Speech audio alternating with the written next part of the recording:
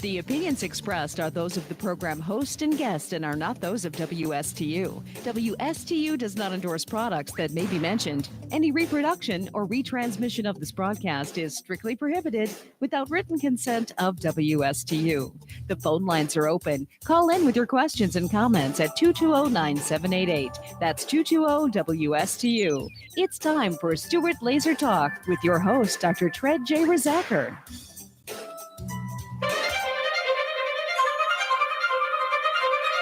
I'm 5'10" and 242 pounds. I always say this is the biggest I'm ever going to be, and I said that like 20 pounds ago. A third of Americans are obese, another third is overweight. Obesity is the biggest threat to the health, welfare, and future of this country. I've always been overweight. I've got diabetes, Sleep apnea, heart disease. everything's hurting now. It's a lot easier to lose weight than it is to keep weight off. This is probably going to be the first generation of children who are going to have a shorter life expectancy than their parents. 18% of our children right now are obese. It's not only health, it's about survival and well-being of the United States as a nation. You don't crave broccoli, and our generation has grown up craving a Big Mac. I want to think that there's something better for me.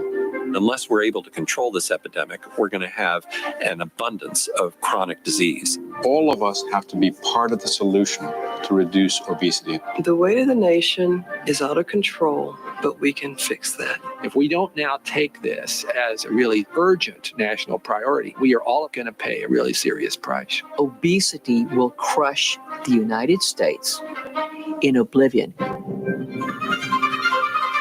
Hey, good morning. Good morning, everybody. My name is Dr. Tred Rosacker, and I am a doctor of chiropractic and have been in practice for 35 years.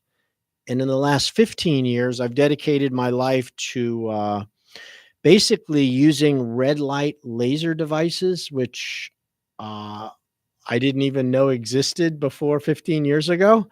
And I'm using the red light to assist in weight loss, to assist in body contouring, body sculpting, and the same red light and near infrared light and far infrared light wavelengths of energy are also biostimulatory. They can help reduce pain, they can help reduce inflammation, and they're literally just basic light devices. And it doesn't sound so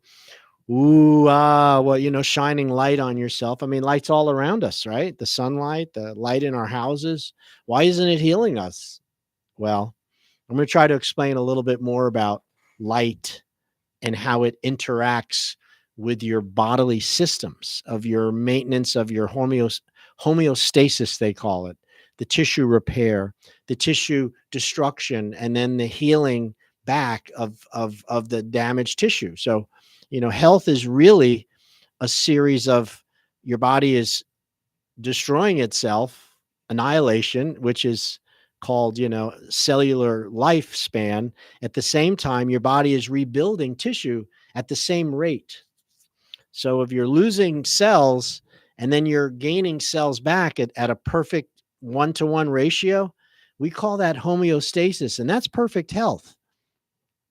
Where we get into trouble is when we lose our metabolic profile, and that means we're either making too many cells, we're accumulating too many extra cells without destroying cells, or we're in a situation where we're losing cells through cellular death without replacing it and rebuilding it. And these seem very simple equations to understand, but what I've learned is, and what I'm hoping to teach you here today is that if you can understand this destruction and this building equation and what it takes to destroy tissue and to build tissue and the systems that are involved in it, you can create a better health for yourself. Better health, more energy, more flexibility, better sleep, better thoughts, peace, making better choices with foods, feeling the desire to get out and move and exercise, to be with friends. These are all side effects, I guess, or, of somebody whose body is functioning properly. And it begins with metabolism. And, we call it a metabolic profile. And to just sum up what metabolism is your body's ability to remove tissue which is no longer healthy or serving us. It has reached its lifespan. And at the same time, you're replacing those cells with new tissue at an exact 1-to-1 ratio. And so you don't realize that it's happening, yet you have health. Okay. And food is a big part of that, a huge part of that. So is a functioning nervous system that your brain and your spinal cord can send messages back and forth to the cells, to the organs, to the soldiers, back and forth from your brain. And that requires a spine that's in alignment, which is, I'm a chiropractor. And I've learned, and was it proven to me, that when you have spinal alignment issues, subluxations, which you might describe as a pinched nerve or a stiff neck or something that's catching in your back, these maladjustments, these malalignments create pressure and can interfere with the nerve messages which are traveling from your brain through your spinal column to the tissues, to the end result, the organs, and then the information that comes from the periphery back up through the spine, back to the brain. The brain has to interpret this information. It's an information superhighway, your spinal cord and your spinal column. And it's incredible how much information travels up and down from your brain to your body back up. Billions and billions of impulses are travel back and forth. And without the proper impulses, if something interferes with that, just like stepping on a garden hose, if you're watering your garden and it needs water and you hook the sprinkler up with the hose and somebody comes over and parks the car on the hose, there's no water going to come out and your garden will suffer. Well, the same thing happens within your spinal column, within your back. It can go out of alignment. It will eventually cause swelling and inflammation, arthritis, bone spur formation, disc degeneration, spondylosis, nerve root encroachment. Okay. And this leads to the same idea of putting a car onto the garden hose, which is watering your plants. You're not going to get enough water out when the car is parked on the hose. And when those spinal bones, 24 movable bones in your back, they have a disc and they have muscles that surround them, but they protect those nerves. And when those spinal bones get wrenched out of position from a fall, from stress, from what we call repetitive trauma, things you do again and again, like holding the phone between your shoulder and your ear. People used to do that all the time when we had landlines. Now they simply hold the phone to their head and and cook the side of their head with all that radiation. Now, we used to pinch it and that would create neck problems. You can create a neck problem simply by having your TV off to the side. Your habit is to go home like Archie Bunker, get in your chair, put on the TV. And if it's not straight in front of you, if you're looking off to the right side or the left side all the time, you could develop a tendency for the bad alignment in that position. And that's how easy it is to create a spinal problem. And that spinal problem can affect the flow of energy from the brain to the body, and then the information necessary from the body back up to the brain. And without that being connected and being clear, you're just not going to really be able to experience true health. And so that's one of the foundational principles in my book, is proper spinal alignment. And yet everything I'm going to tell you here today, except for the fasting and some of the diet, the medical profession has not grasped the importance of this. of these several things I'm going to go over, they're just not tuned up. Either they don't care, either it's against their business model. I don't really know why. It's like living in a world where people didn't believe in going to dentists.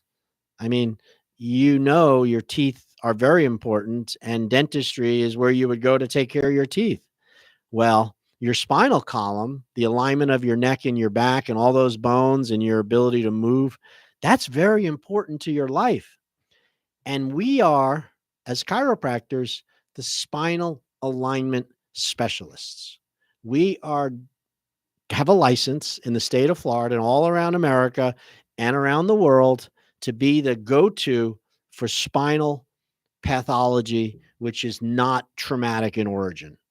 We're not talking about the fractured arch from jumping out of a building and crushing your back. That's the realm of orthopedics and surgery. We're the office that looks at repetitive injuries and postural habits and the way that you hold yourself and looking at the birth process as being traumatic, possibly falling off a bicycle when you're a kid. Your uncle was swinging you around because you used to like that and he let you fly, right? These things happen, yet we bounce back. We don't realize that maybe your back was knocked out of alignment from that fall. And since there's no symptom or pain when it happens in the beginning, you're not aware of it. And eventually the nerves, the muscles, that area of the spine becomes degenerated and starts to get worse and worse. And you actually, then you end up with a real problem, a musculoskeletal problem, a nerve problem that you might call sciatica or numbness or tingling in your arms or hands. At the same time, there's also an organ system that's related to that spinal level of the insult. And so the nerves which feed your eyes and your ears and the top of your head also control your heart rate. The nerves which come out from the base of your spine, C6 and 7 and T1, most common area from a whiplash or from like a compressive, like a head injury, that's going to create problems in your hands and the musculature. And then the tonicity and the strength of your arms, because that nerve is affected. Well, there's also a small fiber that feeds your thyroid gland. So people with neck problems develop thyroid problems. And, that's the truth. As you go down the spine, middle back, between your shoulder blades, that affects the stomach digestion. That can affect GERD. It can cause you to have where your stomach doesn't digest food properly. It can lead to increased acid secretion, leading to ulcers and other problems, which we blame on stress, which is definitely true, but the stress pops the back out. And then as you go down the spine, you've got your pancreas and your liver and your kidneys and your adrenal glands all in the middle back. As you go down farther into the spine, you've got the nerves which go down into your legs and into your knees and into the bottom of your feet. And also they control the rectum and your sexual organs. These nerves are all travel through the spinal column. And if you have alignment issues in those bones, if those bones are not positioned properly from the front, from the side and looking straight down, you're creating what we call subluxations or misalignments, which are affecting the nerves. And gosh darn it, you're going to chase the symptoms of spinal subluxation all day long, going to doctors and physical therapists and massage therapists and taking medications to feel better and not knowing why, when a simple chiropractor can get in, do a spinal exam, most likely take an x-ray to see that the alignment is proper, and relate, if we can relate the alignment problem to your symptomatology, like we do an exam, we find that the neck is stiff, it doesn't turn properly, it's painful when you go to turn it, it pinches, we take and you got pains in your arm, and then we take an x-ray and you can see the bone is out of alignment that controls and feeds the information to the arm and hand. It makes sense that to correct that. Otherwise, your hand and arm won't get better. Chiropractic first, medicine second, surgery last. It's an old saying we have. My name is Dr. Tread Rissacker. I practice on East Ocean Boulevard, right across the street from the Fresh Market. It's in next to Carmela's Pizza and the Chef's Table. It's called Dr. Tread's Slim Body Laser Spa. And yes, I'm still a chiropractor, so please don't forget that. Will always be a chiropractor. Yet I'm kind of using my skills and my license to help people with something which is dear to my heart, and that would be metabolic syndrome or weight gain that, people are just not able to do anything about. It's quite amazing to me. And in order to explain how this happens, how we get so fat, how obesity is such a crisis, I don't know if it's become quite common, quite normal to see people that are morbidly obese. And everybody knows it's not okay. The doctors know. The people that are suffering with it know, but it seems so hard to do anything about it. It's so many failures in weight loss, and there's so many gimmicks and tricks and things that you can buy, injections you can take, and they're all really what I call physiologically incompatible care. In other words, taking an injection of some peptide, which is what Ozempic and Wegovy and tirzepatide is. It's a peptide that they synthesize from, I don't know where they get it, but it slows down your digestion. And then when you slow digestion down, you don't feel like eating as much because you're full.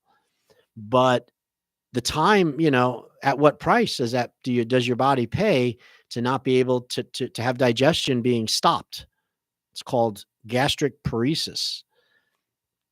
But the idea with the injectable, with the Ozempic, is that they're trying to not completely paralyze your gut. In other words, they don't want it to stop working because that would lead to very quickly death. So they're trying to make it a little bit paralyzed, paralytic, they call it. And what that does is when you slow down the emptying, you feel full longer and you're less likely to eat as much. And that's one of the ways that semaglutide, these GLP-1 agonists, work. They cause you to, to feel full. And at the same time, there's another problem. And that is your digestive tract isn't something that isn't intelligent. It's very intelligent. And the reason why peptides can speed up digestion and slow down digestion, which is what these GLP-1s do. In other words, your body sometimes needs to move your food through very quickly. Okay? And there's a hormone that does that. It's a GLP, glucagon-like peptide. And then there's another hormone your body produces, which basically slows down the digestion. And that's the GLP-1 agonist, which is now the basis behind the Ozempic and the semaglutide drugs. And, so now we're messing with Mother Nature here, really, in a large way, because you get all of your energy comes from what you eat. And your tube, your tube, which is from your mouth down to your anus, on average is 28 feet long to 30 feet long. Think about that, 28 feet long. Your car's about 20 feet long, maybe if it's a big car, so that your tube is the length of 2 car lengths. And what happens is that tube, depending on what part of the tube you're looking at, whether it's close to the stomach or closer to the rectum, it has very specific things it has to do as the food goes through it, as it passes from the mouth to the anus. And one is it it produces enzymes and things from the stomach, mixes it up, and that's where it gets its acids from the stomach mixing. And then it goes from there, goes into the small intestine called the duodenum, and that's really where the pancreas produces the insulin necessary through the islets of Langerhans and other salivary enzymes that the pancreas produces based on the consistency of the food, how much fat is there, how many proteins and how many carbohydrates are in the food. And that mechanism from the pancreas, as the food goes past that, it also releases the bile. Your liver produces bile, which is soap for fatty foods. So bile is necessary to break up the fat that you're eating at the same time. And in order to cover itself for when you have a big fatty meal, it stores it in your gallbladder. The gallbladder is a little gland that they store bile in. And that bile is secreted when you have a fatty meal. Okay? Now, as the food is moving past the small intestine, there's no digestion really happening yet. You're not absorbing any nutrients for the most part yet. The body is breaking it up. It's mixing it with salivary enzymes. The pancreas is starting to produce insulin because of the amount of carbohydrate it senses. And of course, the bile is being released in response to how much fat you have.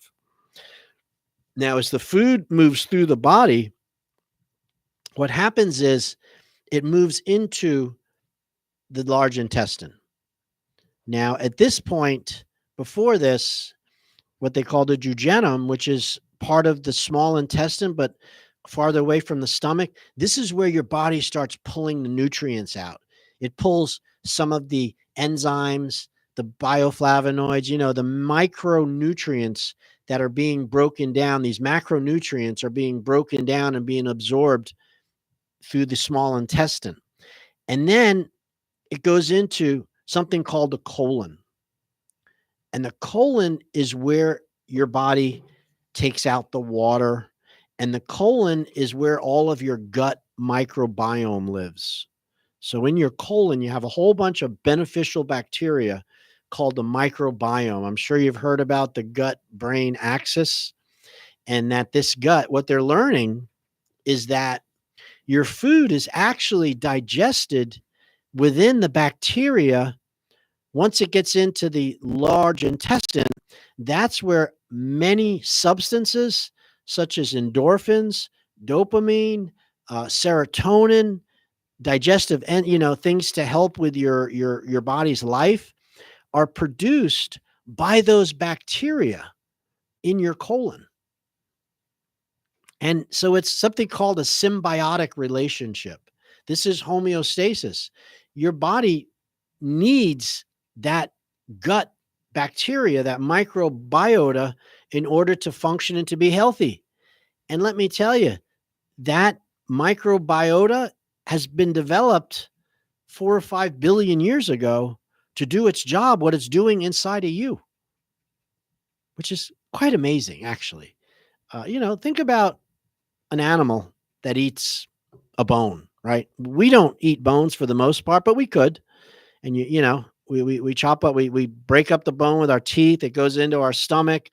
The acid doesn't really affect it too much because it's a bone. Goes into the upper intestine, doesn't really affect it too much. But what happens is when now it's been broken down into smaller pieces by the body, and then when it goes into the large intestine, those bacteria are what dissolve the bone. So when you have a bowel movement, there's no bone left. It's bone poop, I guess you could call it. But it is those bacteria average more weight and more mass than your own body's tissue cells. Now, bacteria and their viruses, bacteriophages, this is the microbiome that lives in our gut. It populates within our lower intestine. And some of those bacterias and those microbiota are also around your eyes, around your nose, around any opening to the world. You have bacteria that protect you. It's part of the microbiome within somebody's gut. So hear me out on this. This is important. So those bacteria need food just like you would need food. Now let's talk about how many there are. Your body has an average of 30 trillion cells. That's the average a human body has. Different tissue cells, about 30 trillion. The amount of cellular material you have from your microbiome, from these microbes that live on your skin and live around your eyes and your nose, in your gut, it's like 75 trillion. It's double the amount of cells that you have normally. So it's safe to say that half of your body is bacteria and you don't even know it. And a lot of it lives in your lower intestine. And this, to get back to the semaglutide drug, the Ozempic, what's happening here is you are now messing with Mother Nature by taking a drug which slows down your digestive tract. It gives it a paralytic-like effect, which means the time frame for each one of these parts of the stomach and the digestive tract to do its job, to pull water out, to digest the bile with the fats, to mix bile salts to get rid of the fat, to move into the lower intestine where those bacteria start to do their job by digesting the foods, the fibers. They live off fiber, by the way. Those systems require enough time to do their job, and that's monitored by your brain through very high, that's a super smart system you have. Yet, taking the GLP, the semaglutide, paralyzes that system. Now, in other words, it stops the emptying time. Now, remember those bacteria. There's a lot of bacteria in there. And when you start messing around with Mother Nature and slowing down the movement of food through them and past them, now you have bacteria which are aware of this, that actually destroy and will break down the food which is no longer viable. It doesn't have health. It's been there too long. It's starting to rot in your belly, in your lower intestine.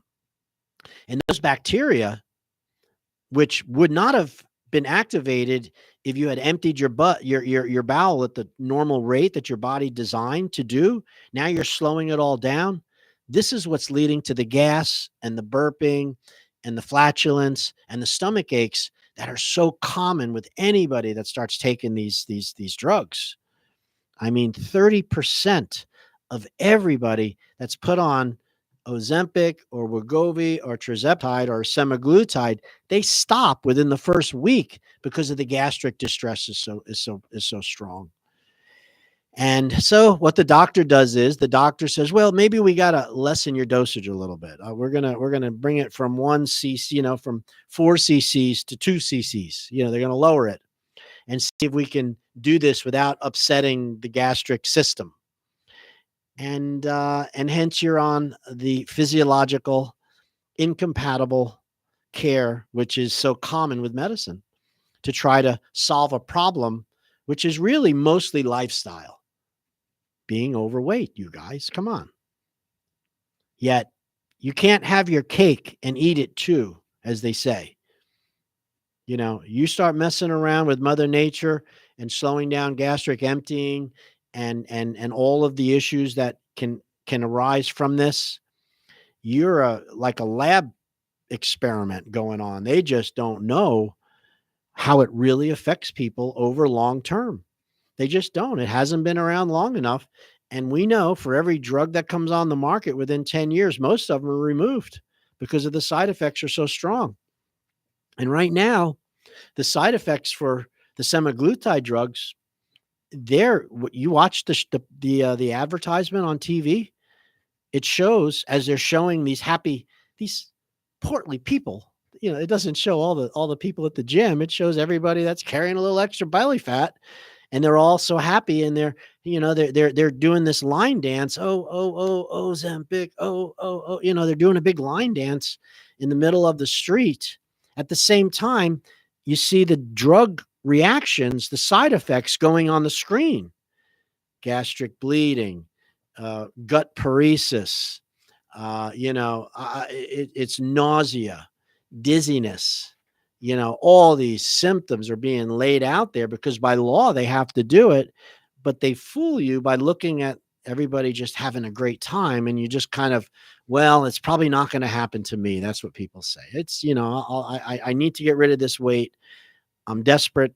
I don't want to, the diet thing just hasn't worked for me, whatever the reason is. And we willingly and pay for these types of injections, which are physiologically incompatible with health and healing. It really is.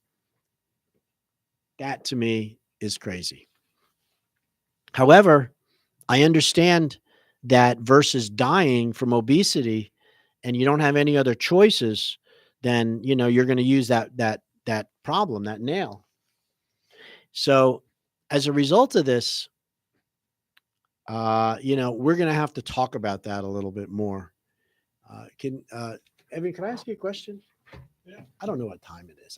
I don't have any idea. Yeah. Okay. So anyway, now my our clock here in the studio, the battery's out, and I gotta kind of time this better. Okay. So please excuse that. Anyway, so that's really what's going on with this GLP-1, the Ozempic, and the Wegovy, and these other things. Now, with all truth, I believe that it does have a position in life. In other words, it does have. I'm not saying nobody should ever take it. However, here's some rules of that I would tell you. Okay, number one is, if you've run out of the ability to exercise and you're dieting and you're not doing everything that you could do, you really should look at that. And one of the things which is really powerful is this intermittent fasting. And I'm going to go over that here in just a moment. This fasting thing, and really fasting is just eating less and staying off food long enough for your metabolism to repair itself. So the fasting, meaning not eating anything for longer than a day, can actually repair your tissue. It can repair your metabolism. And that's why it's such a powerful tool. And however, let's get back to this semaglutide and what I would suggest. Now, we know that when you eat less than you would normally have to eat, your body is going to consume itself to get the calories it needs. So if you're used to eating 2,000 calories and you get put on the semaglutide, and now you just, no way, you can't eat more than 1,000 because you're full. Those other 1,000 calories, your body needs those, and it will get them from either your fat or stored energy, one or the other. Stored energy in the form of glucose and glycogen, and also in the muscle, proteins from the muscle, and it will burn fat also. Okay, so here's the problem with the semaglutide is at the same time you're losing body fat, and it is proven to do that, you are also losing muscle tone and glycogen, which is something that, happens at the same time. Now, some can have a severely loss of muscle tone with very little fat loss with these semaglutides.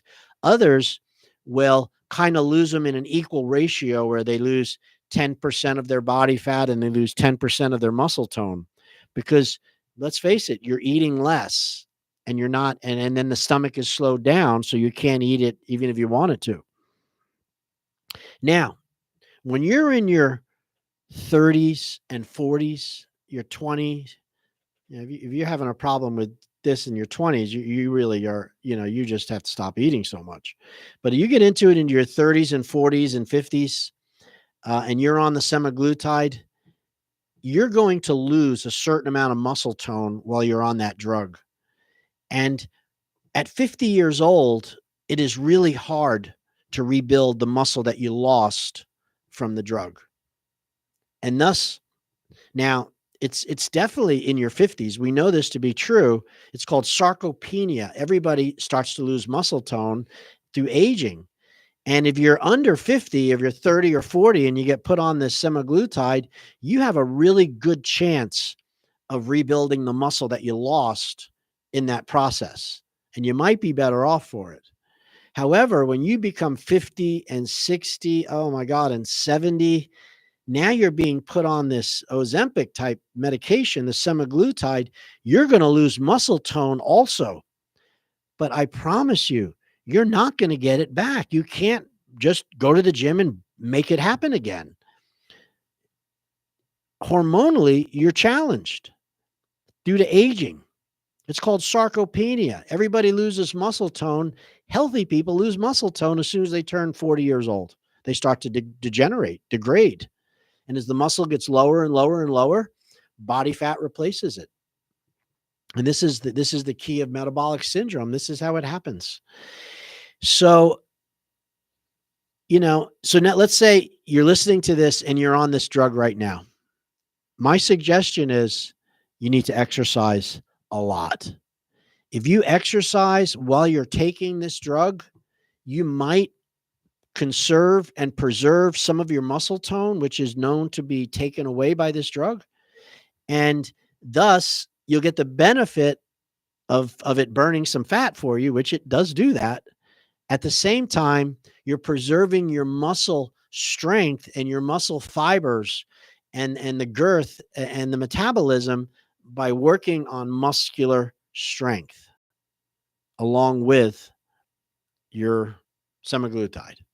Now, there's a big difference between cardiovascular exercise and resistance training. Now, cardiovascular, if you're not putting any stress on the muscles, if you're not lifting weights or increasing your mass somehow, cardiovascular will actually cause you to have more of a problem losing muscle tone because your body burns glucose and glycogen when you do these cardiovascular events. Your body's really going into glycogen and glucose. It's not burning fat. And the only way to build muscle is to strengthen, to stretch muscle through resistance training. You got to tear it and then rebuild it. And that means lifting weights or high intensity intensive training. And that would be sprinting, heavy Stairmaster use, anything that's 15 to 20 minutes of high intensity leg work, muscle work, buttocks, thighs, calves, because those are your biggest muscles. That will burn and create more musculature than running on the treadmill or just running the bridge. You need weight training to build the muscles back. And that will help offset the sarcopenia that's associated with the semaglutide, these drugs. With that said, if you want to try something different, I have something different at the Slim Body Laser Spa. We're doing something different than that. We're not using drugs. We are helping, but we're using a device called a red light, which is, it's a different approach to lose body fat and to get stronger. Our main specialty is what sets us apart from all the other weight loss and body sculpting centers. And it's my expertise in the development and the use of low-level, non-surgical lipo lasers and whole body vibration exercise platforms. We treat the same areas that surgical liposuction might want to get rid of. People that are, have the big belly that's hanging over, the love tops, the thunder thighs, the back fat, the bra bulge. I just did a consult on a client, and she's 72 years old, and her body fat percentage was 50%. That means half of her body was fat. And she really didn't know it. I mean, she was unhappy and having metabolic problems, but, we can help her. Our lipolasers can produce spot fat reduction and weight loss results where other methods have failed. And that means, most of our clients lose between 3 to 9 to even 12 inches in 9 sessions or 3 weeks. Our results are near permanent as long as somebody stays aware of good nutrition and is willing to get some moderate exercise weekly. As persons begin to diet and exercise, the fat which is reduced first is the visceral fat. And that's the fat that's centrally located around the organs of digestion. This is where you store those calories needed for day-to-day needs. It's very similar to your refrigerator. The fridge is where you store calories.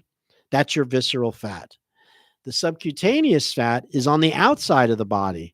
And this is the fat that your body has stored around your waist, your belly, and your thighs in the back many years ago. Okay. And as a result of that, this fat is stubborn. It doesn't respond the same way as visceral fat. In other words, you can't diet and exercise it away when you're over 40 or 50. That's what we're doing. We're targeting that subcutaneous fat in a series of laser treatments. 7,000 clients, 15 years doing it. The procedure rocks, to put it mildly. All right. You're listening to Dr. Tread Rissacker. I am located in Stewart on East Ocean Boulevard, right across from the Fresh Market. It's called the Slim Body Laser Spa. We have free consultations. You can come down. Right now, my staff is at the Crunch Fitness doing a screening. So if you're in Stewart, you'd like to go down to the Crunch Fitness in Stewart, we're down there. We can sign you up there. So I promised I would go into this thing about intermittent fasting. This is something which could take hours to go over, but I'm going to just give you some summary tips here. And if you want to know more about intermittent fasting, shoot me out an email, slimbodylaserspa@gmail.com, or go to my website, Dr. Tread Slim Body, hit the contact. You'd like more information, I could send you some of these videos. It's a lot more extensive than I'm going to go over here. But basically, they found that they did a study, and it says that intermittent fasting outperforms diabetes drugs.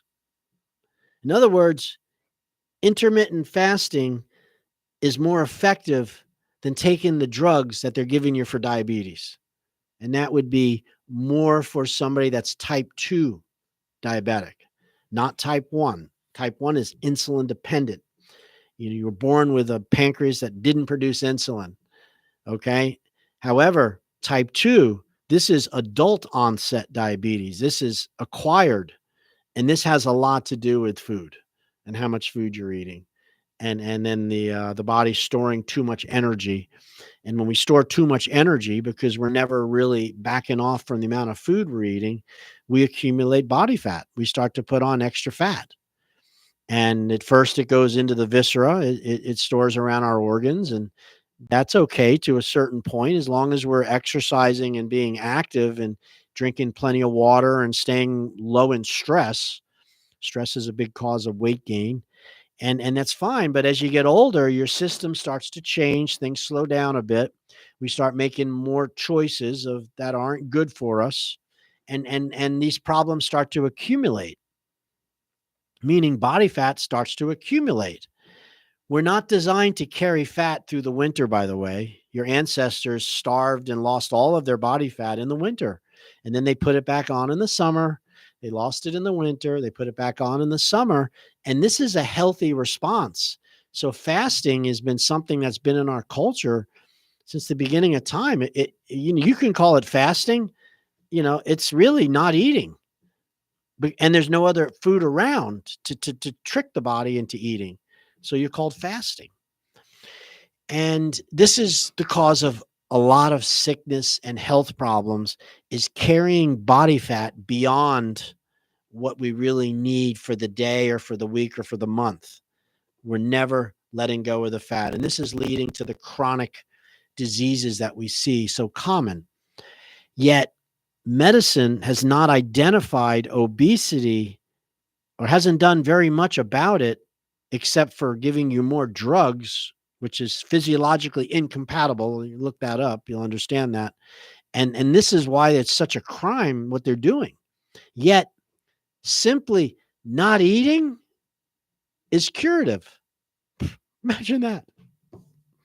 It's called fasting. So here it is. A new study came out on June 21st. It shows that intermittent fasting may control blood sugar more effectively than popular diabetes meds, especially for people with type 2 diabetes. Participants on a 5-2 intermittent fasting, and that means eat normally for 5 days and simply reduce calories for 2. So eat normal 5, reduce calories for 2 days. That's a 5-2 intermittent fasting. Had better blood sugar levels and greater weight loss than those on standard diabetes drugs. And those would be the metformin, the glipizide, the Ozempic, the tirzepatide. All of these drugs are being used for the diabetes, yet simply eating less 2 days a week gives better results than taking all those drugs. And here's some of the highlights. The EARLY, the Early Exploration Treatment of Newly Diagnosed Overweight, Obese, Type 2 Diabetes Mellitus. That's the name of the study. It was a randomized clinical trial across 9 centers, assessed the effects of an intermittent fasting diet on glycemic control in adults with type 2 diabetes. The trial involved 405 participants divided into 3 groups. 5-2, fasting diet, meaning they ate regular 5, 2 days they didn't eat, and the other 2 were taking either metformin or drugs to treat type 2 diabetes. On the other days, so all participants received comprehensive dietary exercise. Over the 16 weeks, the participants on the 5-2 intermittent fasting diet experienced a significant drop in hemoglobin A1C levels. Hemoglobin A1C levels. That's a key measure of blood sugar control. The fasting group had an average reduction of 1.9% compared to 1.6% in the metformin group and 1.5% in the other group using other meds. The study also reported significant weight loss for those in the fasting diet group. The group that did the 5-2, 5 days of regular food, 2 days of restriction, lost an average of 21 pounds compared to 12 pounds in the metformin group. This is incredible information that I'm telling you, that you can reverse and get off of your blood pressure meds and your hyperglycemia and your high cholesterol simply by eating less. But you have to do it properly. Okay. And one of the ways of doing it is called intermittent fasting. Now, I still, you really still need to eat real food. It's the processed food that's the problem. It's the sugar that's the problem. And I don't really believe that you can eat less sugar and eat less processed food and really make much change in your overall metabolism or your overall health. The first thing you really, really have to do is clean up your diet and stop eating processed food. Okay? And processed food is a serious problem. It's everywhere. And what processed food means is that nature's life-giving fruits and vegetables and proteins and fats, which were designed to give you life and to repair your body and to reduce inflammation and to give you energy from the energy that's inherent in live, fresh food, that energy is destroyed when we process food, when it's cooked, when it's smashed, when it's, separated from the flour is separated from the corn, when it's been soaked in chemicals, preservations, when it's been food dyed, has been colored, when food has been left out. If you're eating food which is longer than 3 hours, it's already starting to putrefy. It's starting to rot. Okay, so we want to eat fresh food. If we could simply eat fresh food, most of our problems would go away over time. But the food industry, which is part of the food lobby, which is part of responsible for putting in the people that are favorable to their ideas and their products, which are your elected people, they will not change these things because it's a huge business. At who suffers? They're not suffering. Cheney Brothers and Cisco Foods, they're not suffering. They get some beautiful house out on the ocean. I know people that go there. Yet all the people, and now just to be fair, not everything they serve is bad for you, but because processed food requires branding and it's something that they can control. They can have, there's only one Frito-Lays. There's only one potato chip with Ruffles. These foods are really bad for you. And so, however, one way of defeating diabetes and getting off of the meds is by intermittent fasting, and then eventually being able to move into fasting that lasts 2 to 3 days. And you do not need a degree in rocket science to understand the concept of fasting or what it takes.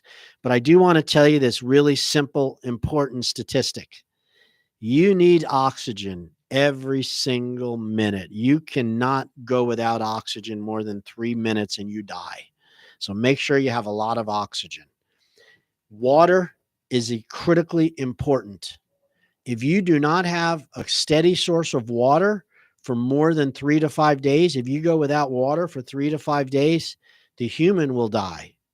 Okay, they could die in 3 days without water. Most people are very dehydrated on my exams. So make sure you have enough water, but you can go 30 days to 3 months to a year without eating any food at all. Okay, why? Because your body stores calories for you.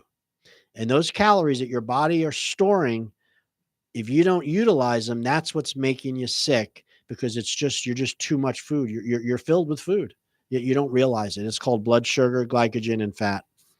Fasting starts to defeat and gets rid of that extra amount of food in a very healthy way. Okay, call me. I'll help you. Free consultation. Slim Body Laser Spa. 223-5885. We are at the 772 area code.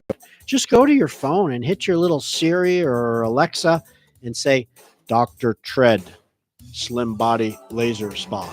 It'll come up. All my numbers will come up.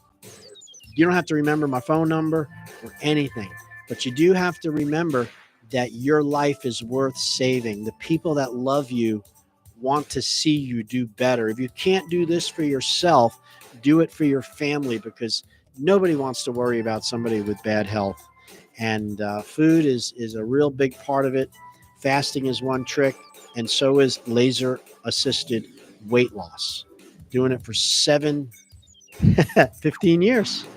We'll see you soon. Thank you for tuning in. God bless. Bye-bye.